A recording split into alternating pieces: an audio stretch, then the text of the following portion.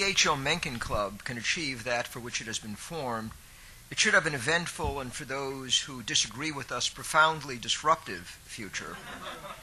We are part of an attempt to put together an independent intellectual right, one that exists without movement conservative funding, and one that our opponents would be delighted not to have to deal with. Our group is also full of young thinkers and activists, and if there is to be an independent right, this group will have to become its leaders. For years, I have belabored acquaintances with the observation, perhaps more accurately put, inflicted on them my view, that paleoconservatives who spent their lives butting their head against the American conservative movement were becoming less and less useful. Note that I do not exclude myself from this judgment entirely, for what I am describing is my own generation and those with whom I have been associated. Paleoconservatives had done much good in the 1980s by keeping the neoconservatives from swallowing up the entire intellectual and political right. They had performed something roughly analogous to what the Christians in Asturias and Old Castile had done in the 8th and 9th centuries when they had whittled away at Muslim control of the Iberian Peninsula. But unlike the rulers of Castile and Aragon, the Paleos never succeeded in getting the needed resources to win back lost ground. Unlike the medieval Spanish monarchs, they also didn't have the space of several centuries in which to realize their goals. But equally important, the curmudgeonly personalities that had allowed the Paleos to stand up to those from the left who had occupied the right prevented them from carrying their wars further. Although spirited and highly intelligent, they were temperamentally unfit for a counterinsurgency. They quarreled to such a degree that they fell out among themselves. Soon they were trying to throw each other out of the shaky lifeboat to which their endangered cause had been confined. Of course, considerable disparities in resources and contacts put them into a weaker position than that of their enemies.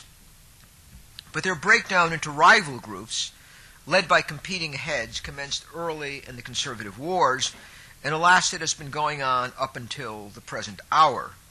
The founding of our club came out of such a vociferous event, of the kind that had occurred with some regularity on the right in the preceding 2 decades. Nor is it surprising that the same Paleos who broke from the movement often imposed their own litmus test, or that their sectarianism involved, well, highly sectarian opinions over such questions as whether Elizabeth I's defeat of the Spanish Armada or the later defeat of the Stuarts doomed Anglo-American societies to unspeakable moral and political corruption. Or supposedly even more relevant, whether the ethics of Irving Babbitt, as selectively filtered through the aesthetics of Benedetto Croce, can help save this country from anti-intellectualism, or from the disciples of Leo Strauss. Or even more timely, whether being instructed in Babbitt's views of the higher will would have mitigated the misfortune of having the stock market plunge. Although there are other such paleo ruminations that can be cited, I shall be merciful and spare my audience the heavy burden of having to hear about them. The late Sam Francis used to conjure up an ideal-type essay that sprang from what Sam called the archaic conservative mentality. It was a 50-page study by a now-deceased University of Georgia professor of English, and it dwelled on how Western society was going to rack and ruin because no one read Flannery O'Connor anymore in light of Eric Voegelin's Order and History. There was indeed such an essay, which was not entirely a product of Sam's fertile imagination and Mencken-esque wit. And having read this literary cultural exercise, I would have to agree that it typified a certain kind of paleocultural commentary.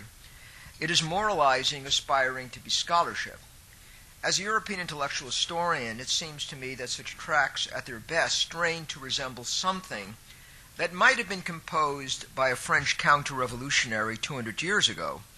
But these reproductions operate at a higher level of abstraction without showing anything that strikes this reader as being historically relevant. While not all paleo-polemics fit this description, many of them do, or at the very least bear more than a vague resemblance to what is being caricatured.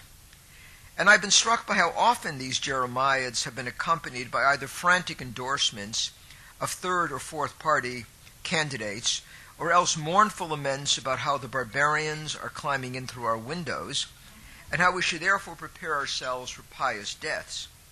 The fact that I myself have sometimes written in this vein need not detract from my critical remark. My observation is arguably true, even if I too am an aging, balding paleoconservative. To put this into perspective, what is now called paleoconservatism did not grow out of resistance to the Reformation or the French Revolution.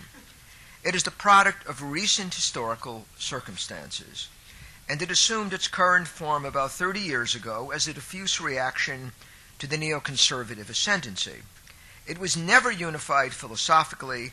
Its divisions between libertarians and traditionalists was only one of the many lines of demarcation, separating those who began to call themselves paleos about 25 years ago.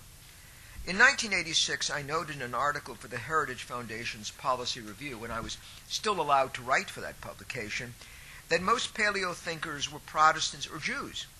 They were also preoccupied with social biology, a discipline or way of thinking that had influenced them deeply.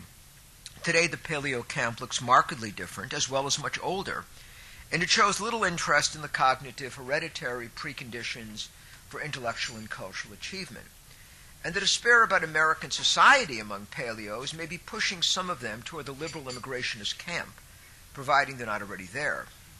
Others of this group have become so terrified by those on their left that they pretend not to notice the stark fact of human cognitive disparities.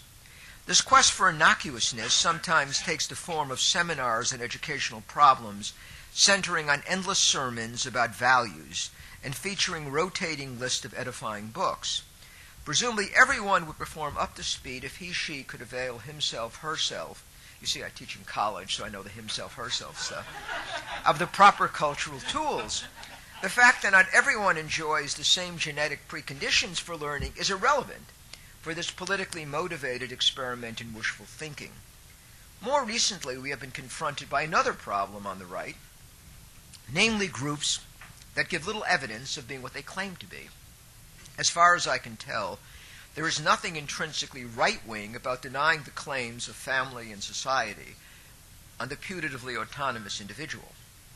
And the dream of living outside of the state in a society of self-actualizing individuals opening themselves up to being physically displaced by the entire third world if its population chooses to settle on this continent is not a rightist alternative to anything. It is a failed leftist utopia.